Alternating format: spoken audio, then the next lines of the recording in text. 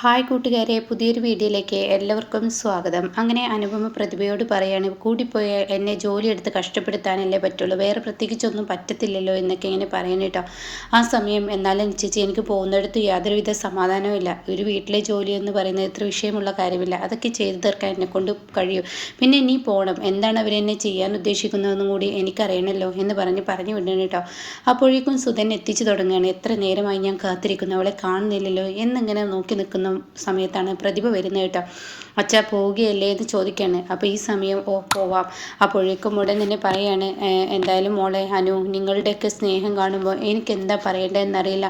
സത്യൻ എന്നെ വിളിച്ചു പറഞ്ഞപ്പോൾ ഞാൻ വല്ലാതെ വിഷമിച്ചു പോയി. എന്നാൽ ഇപ്പോൾ ഈ സമയം എൻ്റെ മനസ്സിന് വല്ലാത്തൊരു സന്തോഷമാണ് തോന്നുന്നത്. എൻ്റെ മകളെ എല്ലാവരും കൂടി ഇങ്ങനെ സ്നേഹിക്കുന്നത് കാണുമ്പോൾ ഇപ്പോൾ പ്രതിഭയ്ക്ക് റെസ്റ്റ് അത്യാവശ്യമാണ്. അവളുടെ മുഖത്തുള്ള മുഖക്കുരു മാറുക എന്നുള്ളത് എല്ലാവരുടെയും കൂടി ആവശ്യമല്ലേ. അപ്പോൾ അതുകൊണ്ട് പ്രതിഭ പോട്ടെ, കുറച്ച് ദിവസം അവളുടെ അമ്മയുടെ കൂടെ നിൽക്കട്ടെ, എന്നാൽ ഞാൻ അങ്ങോട്ടേക്ക് മാറി നിൽക്കാം. അപ്പോഴേക്കും പ്രതിഭ പറയാൻ, ചേച്ചി എന്തെങ്കിലും ഒരു ബുദ്ധിമുട്ട് ഈ വീട്ടിലുണ്ടാവുകയാണ് ആ നിമിഷം ആ നേരെ എന്നെ വിളിക്കണമെന്ന് പറയാനിട്ടോ. അത് കേട്ടോടെ തന്നെ അനുഭവം പറയണേ, ശരി മോളെ നീ പോയിക്കോ, എന്ത് ബുദ്ധിമുട്ടുണ്ടാവാൻ എന്ന് പറഞ്ഞ് പ്രതിഭയെ പറഞ്ഞു വിടുകയാണ് കേട്ടോ.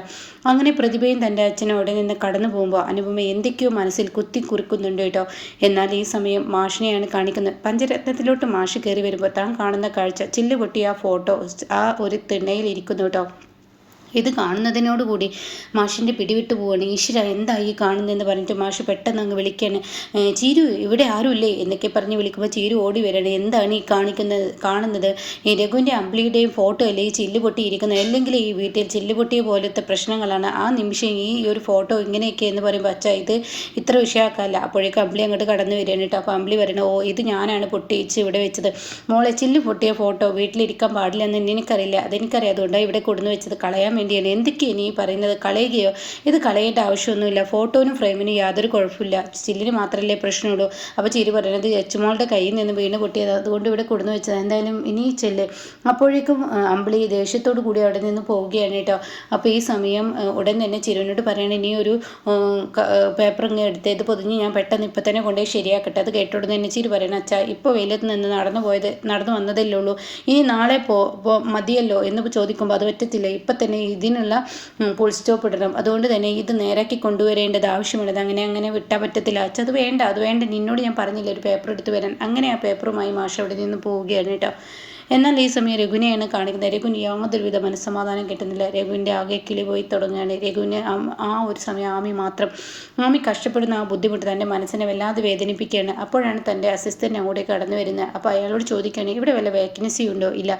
എന്ത് വേക്കൻസി? ഒരു ഒഴിവ് ഇവിടെ ഇല്ല, ഇവിടെ ഒരു ഒഴിവില്ല എന്ന് പറയുന്നത്. എന്നാലും ഒരു ഒഴിവ് ഉണ്ടാക്കി എന്നോട് വിവരം പറയാമെന്ന് പറയുന്നത്. ശരി സാറേ എന്ന് പറയുന്നത്. അപ്പോഴേക്കും അവിടോട്ട് ദാസ് കയറി വരികയാണ്. ദാസ് ചോദിക്കുകയാണ്, ആരുടെ വേക്കൻസി, എന്ത് വേക്കൻസി, എന്താണ് ഇവിടെ വേക്കൻസി, ആരെയാണ് കടത്തി വിടുന്നത് എന്നൊക്കെ ഇങ്ങനെ ചോദിക്കുകയാണ്.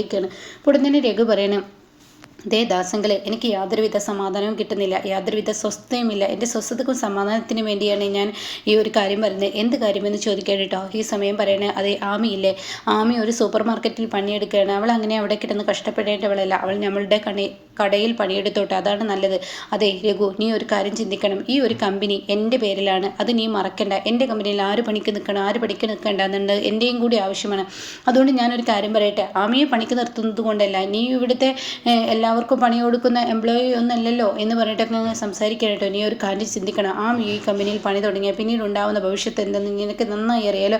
അപ്പോൾ അതൊക്കെ അറിഞ്ഞിട്ട് നീ ഇങ്ങനെയൊക്കെ സംസാരിക്കുന്നത് തീരെ ശരിയല്ല, നിൻ്റെ പ്രവൃത്തി തീരെ ശരിയല്ല, ഇത് അനുകൂലിച്ച് തരാൻ എനിക്ക് താല്പര്യമില്ല എന്ന് പറഞ്ഞിട്ട് നീ ഇവിടെ ഒരു ആളെയും ഇവിടെ പണിക്ക് കൊണ്ടുവരില്ല, ഇത് നീ കൊണ്ടുവന്ന് നോക്കുക, അപ്പോൾ എൻ്റെ സ്വഭാവം കാണുമെന്ന് പറഞ്ഞിട്ട് ദാസ് അവിടെ നിന്ന് പോവുകയാണ് കേട്ടോ. പിന്നീട് രഘുവിനെ ഒരു ഭാഗത്ത് കാണിക്കുന്നു. അമ്പിളി പൊട്ടിക്കരയുന്ന രംഗമാണ്. അമ്പിളിക്ക് മനസ്സ് നീറുന്നു, തൻ്റെ മനസ്സ് വിട്ടു പോകുന്നു. എത്ര മറച്ചു വെക്കാൻ ശ്രമിക്കുമ്പോഴും ഈ രഘുവിൻ്റെ ഈ സ്വഭാവം അമ്പിളി തിരിച്ചറിയുന്നു കേട്ടോ. അപ്പോൾ ആ കരച്ചിൽ കണ്ടിട്ടാണ് ചീരു അങ്ങോട്ടേക്ക് കടന്നു വരുന്നത്. അപ്പോൾ ചീരു, അമ്പിളി ചേച്ചി എന്തിനാ ഇങ്ങനെ കരയുന്നത്, ആര് കരയുന്നു, എപ്പോൾ കരയുന്നു, എന്ത് കരയുന്നു, ചേച്ചി എൻ്റെ മുന്നിൽ അഭിനയം വേണ്ട, ചേച്ചിയുടെ ഈ അഭിനയം നിർത്തിയേക്ക്, ചേച്ചിയുടെ ഈ അഭിനയം ഇനി വേണ്ട, എന്നോട് വേണ്ട എന്നൊക്കെ പറയുമ്പോൾ, ഇല്ല മോളെ ഞാൻ അഭിനയിച്ചതല്ല, കാര്യം പറഞ്ഞ ഇതേ ഞാനൊരു കാര്യം പറഞ്ഞേക്കാം, ചേച്ചി എന്തിനാ ഈ കരയുന്നത്. അത് കേട്ടോടെ ഉടൻ തന്നെ അമ്പിളി പറയുകയാണ്, എൻ്റെ മനസ്സ് നീറുന്നു മോളെ, രഘുവേട്ടനെ എന്ത് ചെയ്തു എന്നാണ് പറയുന്നത്, രഘുവേട്ടനെ ഓർത്തിട്ടാണ് അമ്പിളി ചേച്ചി കരയുന്നത്. അത് കേട്ടോടെ തന്നെ ഞാൻ എന്തിനാ അയാളെ ഓർക്കുന്നത്, എന്നെ ഇഷ്ടമില്ലാത്ത അയാളെ ഞാൻ ഓർക്കണ്ട, എൻ്റെ ചേച്ചി ജീവിതം കൈവിട്ട് പോകാൻ അധിക സമയമൊന്നും വേണ്ട, നമ്മൾ ഒരാളെ അകറ്റിക്കഴിഞ്ഞാൽ കൂടുതൽ അകന്നു പോകത്തേ ഉള്ളൂ, അവർ അടുത്ത് വരില്ല എന്ന് ചേച്ചി എന്നോട് പറഞ്ഞിട്ടുള്ള പല കാര്യങ്ങളാണ്, പല സമയത്തും പല നേരത്തും ചേച്ചി എന്നോട് പറഞ്ഞിട്ടുണ്ട്. ആ സമയം ചേച്ചി തന്നെ ഈ ഒരു തീരുമാനം എടുത്ത ചേച്ചിയുടെ ജീവിതമാണ് നഷ്ടമാകുന്നതെന്ന് ചേച്ചി ഓർക്കണം. ചേച്ചി ചേച്ചി ഇങ്ങനെ ഇടപെടുന്നതിന് ചെയ്യാൻ മാത്രം എന്ത് തെറ്റാണ് രഘുവേട്ടൻ ചെയ്തിട്ടുള്ളത്? രഘുവേട്ടൻ്റെ മാനസികാവസ്ഥ എടി നീ എന്താടി പറയുന്നത്? എന്നേക്കാൾ കൂടുതൽ താല്പര്യം, എന്നേക്കാൾ കൂടുതൽ ഇഷ്ടം അയാൾക്ക് ഭാമിയോടാണ്. മറ്റൊരു പെണ്ണിനെയും കുട്ടിനെയും മനസ്സിൽ കൊണ്ട് നടക്കുന്ന ആ ആളെ ഞാൻ എന്ത് പറയണേ, എന്താ ചെയ്യേണ്ടത്? ചേച്ചി അങ്ങനെയൊന്നല്ല. അല്ല, എനിക്കറിയാം ആ മനുഷ്യൻ. അതുകൊണ്ട് തന്നെ നിങ്ങൾ എന്ത് പറഞ്ഞാലും ചേച്ചിയുടെ മനസ്സിൽ ആ മനുഷ്യനോട് ഇഷ്ടമുണ്ടത് കൊണ്ടല്ലേ ഈ പറയുന്ന ലച്ചുവിനെ അടിച്ചത്. അതൊക്കെ നീ പറഞ്ഞത് ശരിയാണ്. എൻ്റെ കുഞ്ഞിൻ്റെ അച്ഛനാണ് അയാൾ. ഒരിക്കലും വെറുക്കാനോ മറക്കാനോ എനിക്ക് കഴിയില്ല, അതെല്ലാവർക്കും അറിയാം. പക്ഷേ അയാളുടെ ഇപ്പോഴത്തെ പ്രവൃത്തി എൻ്റെ മനസ്സിനുണ്ടാക്കുന്ന മുറിവേക്കുന്ന ആ വേദന നിങ്ങൾക്കാർക്കും പറഞ്ഞാൽ മനസ്സിലാവില്ല എന്നൊക്കെ പറഞ്ഞ് താൻ പൊട്ടിക്കരയുകയാണ് കേട്ടോ. എന്നാൽ ഈ സമയം ഇപ്പുറത്താണെങ്കിലോ ഇങ്ങനെ ഷ്യാമിനെയും അതുപോലെ തന്നെ സത്യനെയാണ് കാണിക്കുന്നത്. ആ സമയം അവിടെ അനുപമ ഭക്ഷണം ഇങ്ങനെ വിളമ്പിക്കൊടുക്കുകയാണ്. ഷ്യാം എന്തൊക്കെയോ പിടിവിട്ട് ആലോചിക്കുകയാണ്. ആ സമയം ഭക്ഷണം കറികളൊക്കെ വിളമ്പിക്കൊടുക്കുന്നുണ്ട് കേട്ടോ. ഇതേ സമയം ഷ്യാം നീ എത്ര വല്ലാതെ ചിന്തിക്കുന്നത്? അപ്പോൾ സത്യം ചോദിക്കുന്നുണ്ട്, അനുചേച്ചിക്ക് ബുദ്ധിമുട്ടായി. എന്ത് ബുദ്ധിമുട്ട്? ഒരാൾക്കൊരു ഭക്ഷണം വിളമ്പുന്നത് വെച്ചുണ്ടാക്കുന്നത് എത്ര വലിയ ബുദ്ധിമുട്ടല്ല. അപ്പോൾ ഷ്യാം എന്തൊക്കെയോ ചിന്തിക്കുന്നു. ഷ്യാമേ, എന്താ ഞാൻ ഉണ്ടാക്കിയ കറികളും ഉപ്പേരികളൊന്നും നിനക്ക് ഇഷ്ടപ്പെട്ടില്ലേ? അയ്യോ, എനിക്കതൊന്നും ഇഷ്ടപ്പെടായില്ല. അപ്പോൾ ആരോ ഒരു ആളിങ്ങനെ പതിയെ ഇങ്ങനെ കടന്നു വന്ന് ഇങ്ങനെ എത്തി നോക്കുന്ന ഒരു സീൻ അവരുടെ കാലാണ് ആദ്യം കാണിക്കുന്നത്. പിന്നീട് കാണിക്കുന്നത് സുശീലയാണ്. സുശീല ഇവരുടെ സംസാരം എത്തി നോക്കണം. അപ്പോൾ ക്ഷാമ പറയണേ, ഞാൻ അതൊന്നല്ല ആലോചിക്കുന്നത്. ഞാൻ ഇന്ദ്രട്ടൻ്റെ ബാധ്യതയെക്കുറിച്ചാണ്. ഇപ്പോൾ സോന പഠിക്കാൻ പോകുന്നതിനെ തുടർന്ന് ഇന്ദ്രട്ടന് വീണ്ടും ഒരു കടബാധ്യത ഉണ്ടായില്ല. അത് കേട്ട ഉടനെ പറയണ അനുപമ, ഇതൊരു കടയല്ലല്ലോ, ഇതൊരു ബാധ്യതയൊന്നുമല്ലല്ലോ, ഇതൊരു ഉത്തരവാദിത്തമല്ല ഇന്ദ്രട്ടൻ ചെയ്തിരിക്കുന്നതിന്. എനിക്ക് പണം ഉണ്ടായിക്കഴിഞ്ഞാൽ ഞാൻ തീർച്ചയായും കൊടുക്കും. അപ്പോൾ സത്യം പറഞ്ഞാൽ അത് കൊടുത്താൽ പ്രശ്നം തീർന്നല്ലോ. അപ്പോൾ ഉടനെ പറയും, അത് കൊടുത്താൽ പ്രശ്നം തീർന്നു എന്ന് നിങ്ങൾക്ക് പറയാം, പക്ഷേ ഇന്ദ്രട്ടൻ്റെ ഒരു ബാധ്യത ഉണ്ടാവുമല്ലേ? അപ്പോൾ അനു പറയാണ്, അതൊന്നും ബാധ്യതയില്ല, ഇതൊന്നും ഇത്ര പ്രശ്നമുള്ള കാര്യമില്ല, ഇതൊക്കെ ചെയ്യേണ്ട കാര്യം. അപ്പോൾ സുശീലയ്ക്ക് പേടിയാണ് ഈ സംസാരം അധികം തുടർന്ന് കിടന്നാൽ ഇവിടെ ആപത്താണെന്ന് മനസ്സിലാക്കിയ സുശീല എന്തെങ്കിലും ഒരു വഴി എടുക്കണമെന്ന് കരുതി സുശീല, അയ്യോ എനിക്ക് കാലുവേദനിക്കുന്നേ എന്ന് പറഞ്ഞ് കാലുളിക്കേ, ഇവിടെ ആരാ ഇത് കൊടുന്ന് വെച്ച് തുറക്കുന്ന ബക്കറ്റും മാഫ് ഇവിടെ എന്തിനു കൊടുന്ന് വെച്ചിട്ട് നീ എന്നെ വീഴ്ത്താൻ വേണ്ടിയാണെന്നൊക്കെ ചോദിക്കുമ്പോൾ ഇവർ ഭക്ഷണം കഴിക്കാൻ വന്നപ്പോൾ ഞാൻ ഭക്ഷണം വിളമ്പിക്കൊടുക്കാൻ വന്നു. അപ്പോൾ തുടക്കുള്ളു കഴിഞ്ഞിട്ടില്ല. അപ്പോൾ സത്യം പറയണേ, എന്നാൽ ഇത്ര കുറ്റമായിരുന്നെങ്കിൽ അമ്മക്ക് ഞങ്ങൾക്ക് ഭക്ഷണം വിളമ്പിക്കൊടുത്തത്. ഓ, നീ പിന്നെ ഏത് സമയത്ത് നിൻ്റെ അമ്മയെ കുറ്റം പറയുന്നവനാണല്ലോ. അത് കേട്ടോടെ എന്താ പറഞ്ഞത് തെറ്റ്? അനുസരിച്ചിട്ട് തുട കഴിഞ്ഞിട്ടില്ല. അത് കേട്ടോടെ ഇവിടെ സുശീല പറയണേ, എൻ്റെ കാല് വേദനിക്കുന്ന, അതിന് മരുന്ന് വേണം, എൻ്റെ റൂമിലെൻ്റെ തായില് അതെടുത്തിട്ട് മുമ്മറത്തോട്ട് വാ, എൻ്റെ കാല് തിരുമ്പിത്താ. അപ്പോൾ അനുഭവം പറയണേ, എനിക്കിപ്പോൾ പറ്റത്തില്ല, കാരണം ഇവർക്ക് ഭക്ഷണം കൊടുക്കണം, ഇതൊക്കെ കഴുക്കിൽ കഴിഞ്ഞ് ഇവരുടെ പ്ലേറ്റൊക്കെ കഴുകി വെച്ചിട്ട് ഞാൻ വരാം. അതൊന്നും പറ്റത്തില്ല, ഇപ്പം തന്നെ നീ വരണം, എനിക്ക് കാല് വേദന പിന്നെ നീട്ടി വെക്കാൻ പറ്റുമോ? വേഗം വരുന്നുണ്ടോ? പെട്ടെന്ന് വാ എന്നൊക്കെ പറയാൻ കേട്ടോ. അങ്ങനെ ഈ സമയം സത്യം പറയണേ, അനുസരിച്ച് പോയിക്കോ, ഞങ്ങൾ നോക്കിക്കോളാം എന്ന് പറയണേ. ഇതേ സമയം ഷ്യാമും സത്യനും, ഓ ഇത് അറിഞ്ഞുകൊണ്ടുള്ള പരിപാടിയാണ്, അനുചേച്ചിയെ ഇവിടെ നിന്ന് പുറത്താക്കാൻ ഉള്ള പരിപാടിയാണ്. അപ്പോൾ ഇന്ദ്രട്ടൻ വളർത്തമ്മ എന്ന സ്നേഹം കളഞ്ഞ് ഇവിടെ നിന്ന് എല്ലാം കെട്ടിപ്പെറുക്കി ഇന്ദ്രട്ടൻ ഇറങ്ങണം, അതാണ് ഇനി ആവശ്യം. ഇത് അധികം അങ്ങോട്ട് ഞെട്ടിക്കൊണ്ട് പോകാൻ പാടില്ല, ഇന്ദ്രട്ടനില്ല തോന്നൽ നമുക്ക് ഉണ്ടാക്കി വെക്കണം എന്ന് പറയുമ്പോൾ അത് ശരിയാണെന്ന് ഷ്യാമും പറയുന്നു കേട്ടോ. എന്നാൽ ഈ സമയം ഇപ്പുറത്ത് അനുപമ മരുന്നുമായി വരുമ്പോൾ, എന്താടി ഇത്ര നേരം ഇത്ര വല്ലാതെ മരുന്ന് എടുക്കാൻ എന്നൊക്കെ പറയുമ്പോൾ, മരുന്ന് കിട്ടേണ്ട അമ്മ, ഇപ്പം എത്ര എടുക്കാൻ പറ്റും? എനിക്ക് വേദന കൊണ്ട് പൊളയുകയല്ലേ, നിനക്കറിയില്ലേ എന്നൊക്കെ പറഞ്ഞ് കാലിൽ തൈലം ഇടാൻ പറയുന്നു കേട്ടോ. തൈലം ഇടാണ്.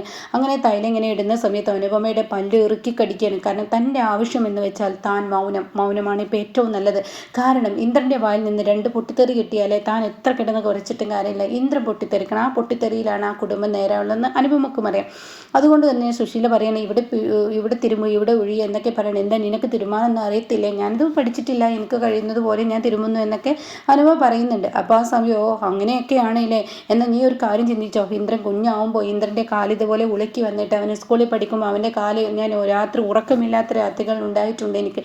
അങ്ങനെ നോക്കിയ മകനാണ്, എന്നാൽ പെണ്ണ് കെട്ടിയപ്പോൾ അവൻ്റെ സ്വഭാവം അങ്ങ് മാറി എന്നൊക്കെ പറയാൻ കേട്ടോ. ഓ എനിക്ക് ആ കഥകളൊന്നും അറിയില്ല, അത് അറിയാത്ത കഥകളൊക്കെ ഞാൻ പറഞ്ഞു തരാം. അപ്പോൾ അത് കണ്ടിട്ടാണ് കേട്ടോ ഇന്ദ്രൻ കയറി വരുന്നത്. ഇന്ദ്രൻ കാണുന്ന കാഴ്ച അനുപമയിട്ട് ബുദ്ധിമുട്ടിക്കുന്നതാണ്. തൻ്റെ നെറ്റി ചുളിയുന്നു, തനിക്ക് ദേഷ്യം വരുന്നു, തൻ്റെ ദേഷ്യം പുറത്ത് ചെറുതായി കാണിക്കൽ തുടങ്ങുന്നു. അപ്പോഴേക്കും അനു, നീ എന്താ? അതെ, എൻ്റെ കാല് വേദനിച്ച് നിൽക്കാൻ വയ്യ, അതെ ഇന്ദ്രൻ വന്നു, ഇനി നിനക്ക് കൈ കടയുന്നുണ്ടെങ്കിൽ അനു നീ ഇവൻ്റെ അടുത്ത് കൊടുത്തേക്ക്. അപ്പോൾ ഇന്ദ്ര, നിനക്ക് മടിയുണ്ടോ? എന്താ മടിയുണ്ടെങ്കിൽ പറയടാ എന്ന് സുശീല പറഞ്ഞ ഉടനെ തന്നെ ഇന്ദ്രൻ പറയണേ, എനിക്ക് മടിയൊന്നുമില്ല അനു, നീ നീക്ക്. അപ്പോൾ അനുപമ പറയണേ, വേണ്ട ഞാൻ എണീക്കുന്നില്ല, കാരണം എൻ്റെ കൈമേ ഓൾറെഡി തൈലമായല്ലോ, ഇനി ഞാൻ തേച്ചോളാം എന്ന് പറയുന്നു കേട്ടോ. അപ്പോൾ ഈ സമയം ഇന്ദ്രൻ പറയണേ, ഇന്ദ്രേട്ട ഭക്ഷണം അവിടെ എടുത്തു വെച്ചിട്ടുണ്ട്, ഇന്ദ്രേട്ടൻ കഴിച്ചു. അപ്പോൾ നീ കഴിച്ചോ? ഇല്ല കഴിച്ചില്ല, എന്നാൽ നമുക്ക് ഒരുമിച്ചിരുന്ന് കഴിക്കാം. അപ്പോഴേക്കും എൻ്റെ കാലാര് തിരുമ്പി തരുമെന്ന് സുശീല ചോദിക്കുകയാണ്. ആ ചോദ്യത്തിന് മുന്നേ ഇന്ദ്രനെ പകച്ചു പോകണം. അപ്പോഴേക്കും സത്യൻ ശ്യാമിനെ പിറകിൽ നിന്ന് വിളിക്കാണ്, ഇന്ദ്രേട്ടൻ എന്താ ഇന്ന് ഇത്ര വൈകിയത്? ഇന്ദ്രേട്ടൻ എന്തുകൊണ്ട് വൈകി എന്നൊക്കെ ചോദിക്കുമ്പോൾ, അവിടെ കുറച്ച് പണിയുണ്ടായിരുന്നു, അതുകൊണ്ടാണ് വൈകിയത്, ഇടയിൽ തിരക്കുണ്ടായിരുന്നു. ഓ, ഇന്ദ്രേട്ടൻ വരുന്നത് വരെ ഞങ്ങൾ ഒത്തിരി നേരം കാത്തിരുന്നു, പക്ഷേ ഇന്ദ്രേട്ടനെ കണ്ടില്ല. അപ്പോൾ ഇന്ദ്രൻ പറയണേ, എനിക്ക് കുറച്ച് തിരക്കുണ്ടായിരുന്നു, അതുകൊണ്ടാണ് ഞാൻ വരാതിരുന്നത് എന്നൊക്കെ ഇന്ദ്രൻ പറയുന്നുണ്ട് കേട്ടോ. അങ്ങനെ ഈ സമയം ഇന്ദ്രൻ്റെ ഈ വാക്കുകൾ കേൾക്കുമ്പോൾ ഒട്ടും ഇഷ്ടപ്പെടുന്നില്ല കേട്ടോ സുശീലക്ക്. അങ്ങനെ പറയാണ്, എന്തായാലും ഞങ്ങൾ ഭക്ഷണം കഴിച്ചോ, നിങ്ങൾ കഴിച്ചല്ലോ എന്ന് പറഞ്ഞിട്ട് ഇന്ദ്രൻ ഭക്ഷണം കഴിക്കാൻ പോവാണ് കേട്ടോ. ആ സമയം അനുപമയുടെ മുഖത്ത് നോക്കി എന്നിങ്ങനെ മുഖം കൊണ്ട് കാണിക്കുന്നുണ്ട് കേട്ടോ. അപ്പോൾ എന്തായാലും സുശീല 1, 2, 3 ദിവസമൊക്കെ ഈ നാടകം കളിക്കും, പൊട്ടിത്തെറി എന്തായാലും നടക്കും. അങ്ങനെ സുശീലയ്ക്ക് വളർത്തു മകന് എന്നുള്ള ആ സ്നേഹവും നഷ്ടപ്പെട്ട് ഇനി മക്കളെയൊക്കെ ഓരോ ഭാഗത്തോട്ട് പറഞ്ഞു വിട്ടത് കൊണ്ട് തന്നെ വീട്ടുജോലികളെല്ലാം സുശീല ചെയ്യുന്ന ആ കിടുക്കൻ സീനുകളൊക്കെയാണ് കേട്ടോ വരാനിരിക്കുന്നത്.